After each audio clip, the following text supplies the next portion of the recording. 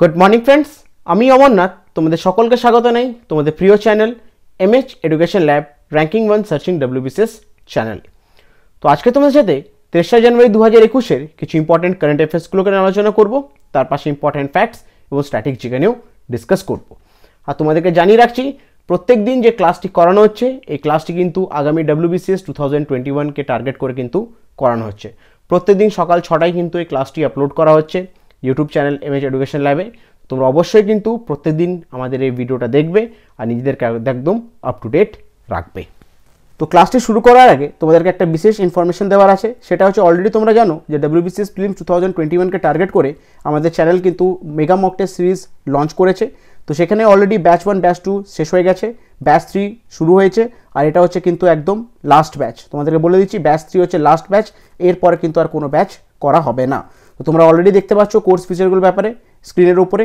আর তোমাদেরকে বলে দিচ্ছি এই যে মেগা মক টেস্ট সিরিজটা আছে সেখানে তোমরা টোটাল টেস্ট দিতে পারবে 818টা টেস্ট দিতে পারবে, যেখানে তোমরা কোয়েশ্চেন অ্যাটেম্প করতে পারবে। সেখানে হচ্ছে 23,232টা কিন্তু টোটাল কোয়েশ্চেন তোমরা পেয়ে যাবে এই 818টা টেস্টের মধ্যে।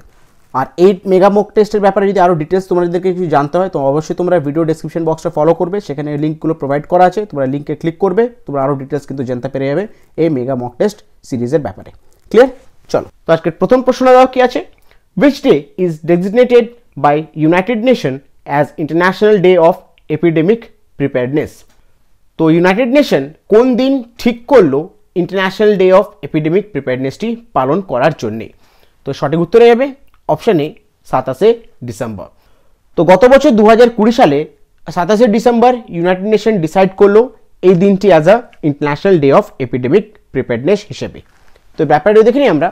The first ever International Day of Epidemic Preparedness was held on 27th December 2020. তো প্রথমবার ইন্টারন্যাশনাল ডে অফ এপিডেমিক প্রিপেয়ারনেসটি হেল্ড করা হলো কবে? 27শে ডিসেম্বর 2020 সালের। ঠিক আছে, এটি কিন্তু প্রথমবার। বুঝতে পেরেছো?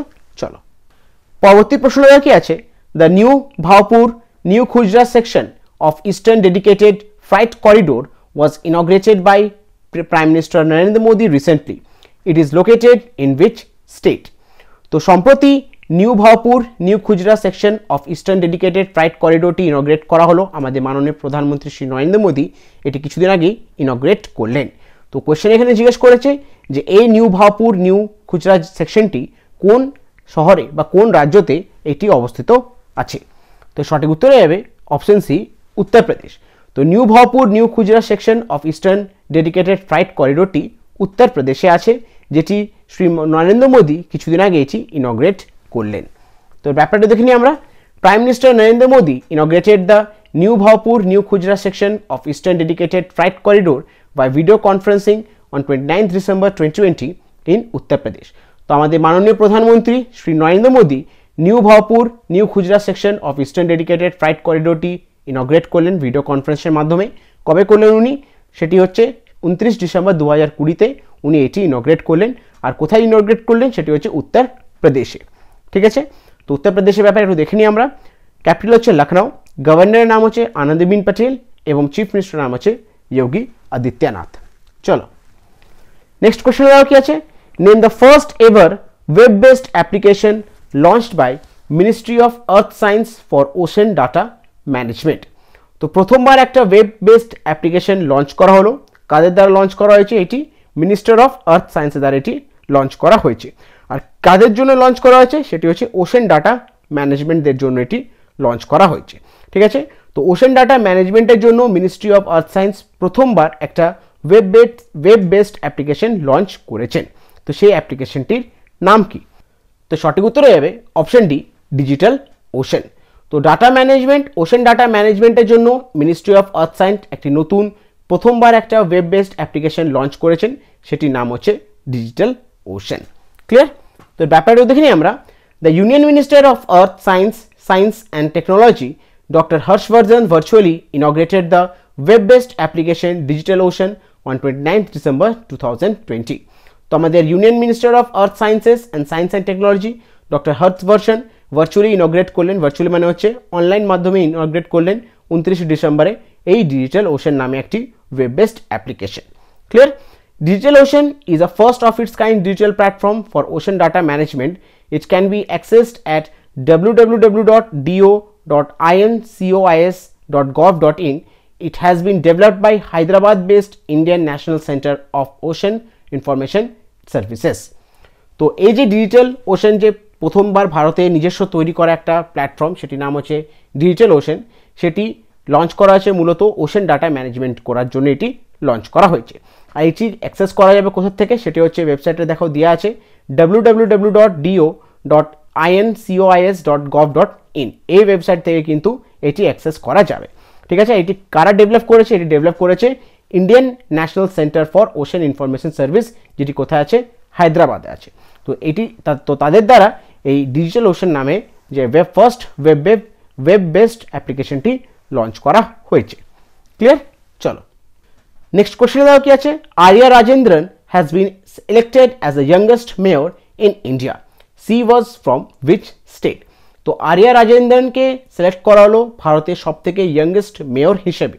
তো উনি কোন স্টেট থেকে বিলং করেন? তো সঠিক উত্তর হয়ে যাবে অপশন সি, কেরালা। তো কেরালা রাজ্যতে ভারতের সব থেকে ইয়াংগেস্ট মেয়রকে অ্যাপয়েন্ট করা হয়েছে, ইলেক্ট করা হয়েছে, আর ওনার নাম হচ্ছে আরিয়া রাজেন্দ্রন, আর ওনাকে ইলেক্ট করা হয়েছে অ্যাজ আ মেয়র হিসেবে। তো এর ব্যাপারে দেখে নিই আমরা। Arya Rajendran, the 21-year-old college student, has been elected the new mayor of Trivandrum Corporation of Kerala. তো ত্রিবেন্দ্রপুরম কর্পোরেশন অফ কেরালা নতুন মেয়র হিসেবে 21 বছরের একজন যুবতীকে, যিনি হচ্ছেন একজন কলেজ স্টুডেন্ট, তো তাকে ইলেক্ট করা হয়েছে। The CPI leader Arya is the youngest person in India to occupy the post of mayor anywhere in the country. তো আরিয়া হচ্ছে সিপিআইএম লিডার এবং উনি হয়ে যাচ্ছেন আমাদের দেশের সব থেকে ইয়াংগেস্ট পারসন যাকে কোনো মেয়রের পদেও তাকে অ্যাপয়েন্ট করা হয়েছে। বুঝতে পেরেছো? তো কেরালা রাজ্যের ব্যাপারে দেখে নিই আমরা। গভর্নরের নাম হচ্ছে আরিফ মোহাম্মদ খান, ক্যাপিটাল হচ্ছে ত্রিবেন্দ্রপুরম এবং চিফ মিনিস্টার নাম হচ্ছে পিনারাই বিজয়ন। চলো নেক্সট কোশ্চেনে দাও কি আছে। Union health minister doctor Harshvardhan launch India's first indigenous vaccine against pneumonia, আর সেটির নাম হচ্ছে Pneumosil. The vaccine has been developed by which institution? তো আমাদের দেশের হেলথ মিনিস্টার ডক্টর হর্ষবর্ধন ভারতের তৈরি প্রথমবার একটা ভ্যাকসিন লঞ্চ করলেন নিউমোনিয়ার জন্য, সেটির নাম হচ্ছে নিউমোসিল। তো এই ভ্যাকসিনটি কোন ইনস্টিটিউট দ্বারা এটি ডেভেলপ করা হয়েছে? তো সঠিক উত্তর হয়ে যাবে option A, serum institute of India. তো আমাদের দেশের সেরাম ইনস্টিটিউট অফ ইন্ডিয়া তৈরি করলো ভারতের তৈরি প্রথমবার একটা নিউমোনিয়ার ভ্যাকসিন, সেটির নাম হচ্ছে নিউমোসিল। ঠিক আছে, তো এর ব্যাপারটা দেখিনি আমরা। The union minister of health doctor Harshvardhan launch India's first indigenously developed vaccine against pneumonia on 28 December 2020। তো আমাদের কেন্দ্রমন্ত্রী, হেলথের কেন্দ্রমন্ত্রী ডক্টর হর্ষবর্ধন লঞ্চ করলেন ভারতের তৈরি প্রথমবার একটা নিউমোনিয়ার ভ্যাকসিন, যেটির নাম হচ্ছে নিউমোসিল। ঠিক আছে, pneumococcal conjugate vaccine named Pneumosil has been developed by Pune-based Serum Institute of India in collaboration with Bill and Melinda Gates Foundation and PATH. আর এই যে নিউমোকল কনজেন্টেড ভ্যাকসিন, যেটি নাম হচ্ছে নিউমোসিল, সেটি ডেভেলপ করা হয়েছে পুনে বেসড একটা সেরাম ইনস্টিটিউট অফ ইন্ডিয়া, আর কোলাবোরেশন করেছে কাদের সাথে? সেটা হচ্ছে Bill and Melinda Gates foundation and PATH.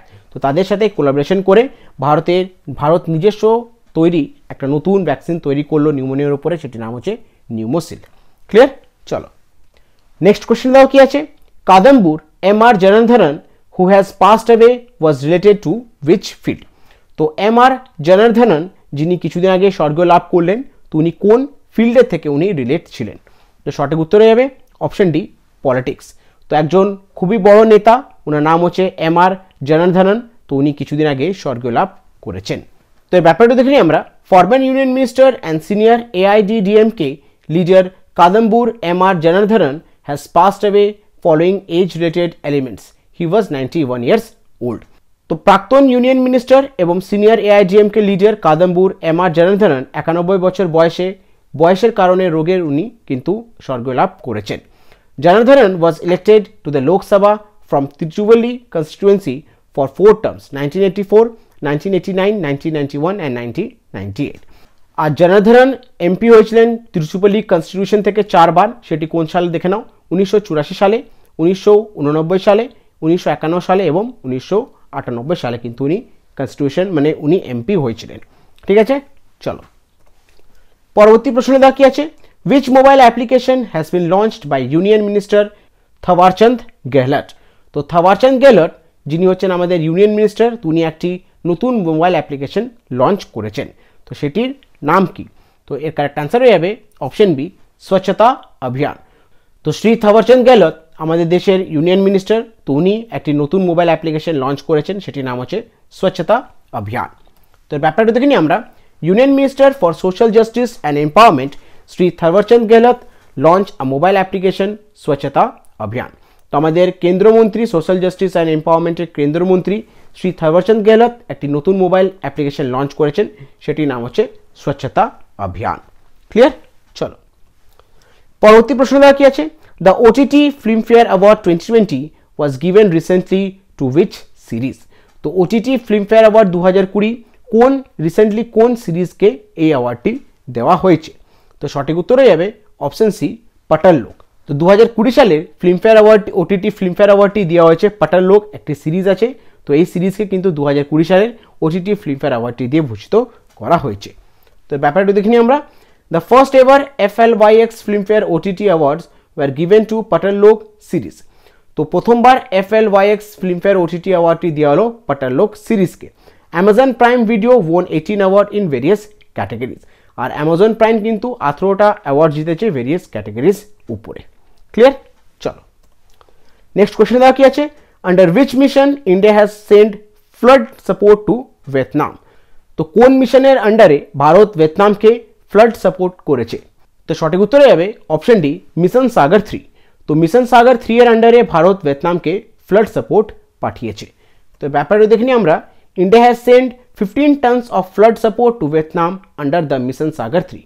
তো ভারত ভিয়েতনামকে প্রায় 15 টন ফ্লাড সাপোর্ট পাঠিয়েছে মিশন সাগর 3 এর আন্ডারে। ঠিক আছে? তো ভিয়েতনামের ব্যাপারে দেখে নিই আমরা।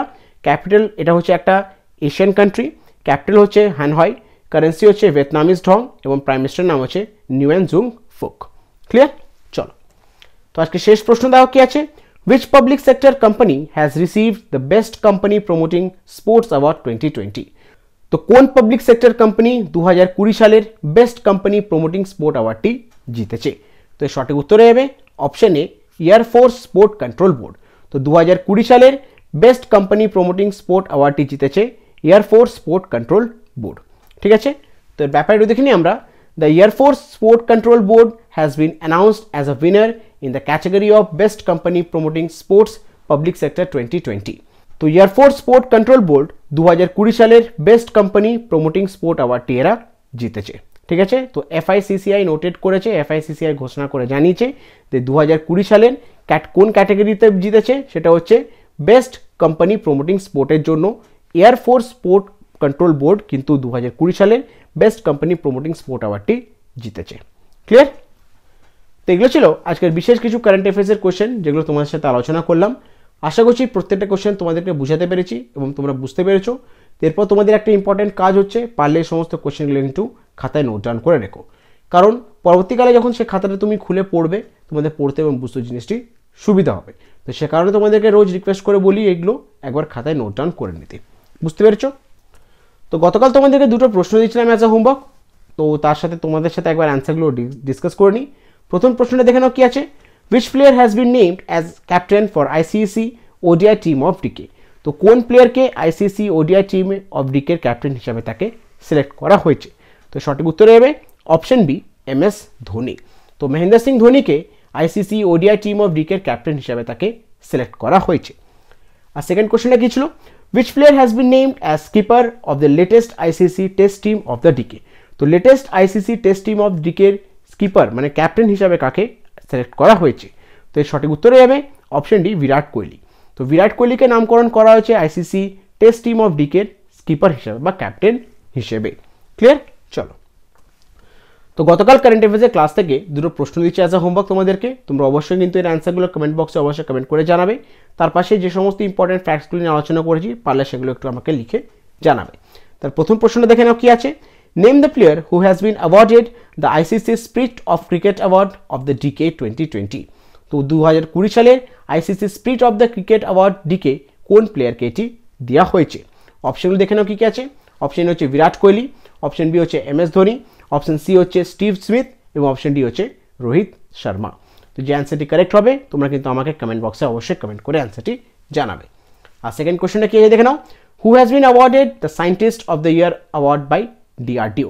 তো ডিআরডিও দ্বারা সায়েন্টিস্ট অফ দ্য ইয়ার অ্যাওয়ার্ডটি কাকে দেওয়া হয়েছে? অপশনগুলো দেখে নেওয়া একবার কী কী আছে। অপশন এ হচ্ছে ডক্টর রাজেন্দর সাহার, অপশন বি হচ্ছে হেমন্ত কুমার পান্ডে, অপশন সি হচ্ছে ডক্টর বি.কে রামাস্বামী এবং অপশন ডি হচ্ছে ডক্টর মোহন ভারদ্বাজ। তো যে অ্যান্সারটি কারেক্ট হবে তোমরা কিন্তু আমাকে অ্যান্সারটি কমেন্ট বক্সে কমেন্ট করে জানাবে। তো এই দুটো প্রশ্ন হলো কিন্তু তোমাদের জন্য, অবশ্যই কিন্তু তোমরা আমাকে অ্যান্সারগুলো কমেন্ট বক্সে কমেন্ট করে জানিও। ক্লিয়ার? আর একটা ছোট্ট ইনফরমেশন তোমাদের সকলকে শেয়ার করতে চাই, আমাদের একটা টেলিগ্রাম চ্যানেল আছে, তো অবশ্যই তোমরা কিন্তু সেই টেলিগ্রাম চ্যানেলে জয়েন করো। প্রত্যেক দিন কিন্তু অনেক কিছু ইনফরমেশন ওখানে শেয়ার করা হয়। তোমরা যদি সেই ইনফরমেশনগুলো পেতে চাও তো অবশ্যই কিন্তু আমাদের অফিসিয়াল টেলিগ্রাম চ্যানেল আছে, লিঙ্কের ডেসক্রিপশন দেওয়া আছে, যারা এখনও জয়েন করেনি অতি অবশ্যই কিন্তু আমাদের টেলিগ্রাম সাথে যুক্ত হয়ে যাও। ক্লিয়ার? তো আজকে ক্লাসটি আমি এখানে শেষ করছি। যদি ক্লাসটি তোমাদের ভালো লেগে থাকে, ইনফরমেটিভ লেগে থাকে, অবশ্যই তোমাদেরকে রিকোয়েস্ট করো ভিডিওকে লাইক করার জন্য, এবং এখন যারা চ্যানেলটিকে সাবস্ক্রাইব করোনি অতি অবশ্যই চ্যানেলটিকে সাবস্ক্রাইব করে দাও এবং বেল আইকন নোটিফিকেশনটাকে ক্লিক করে রাখো। যখনই কোনো ভিডিও আপলোড হবে চ্যানেলে তোমাদের কাছে নোটিফিকেশন চলে যাবে। Thank you.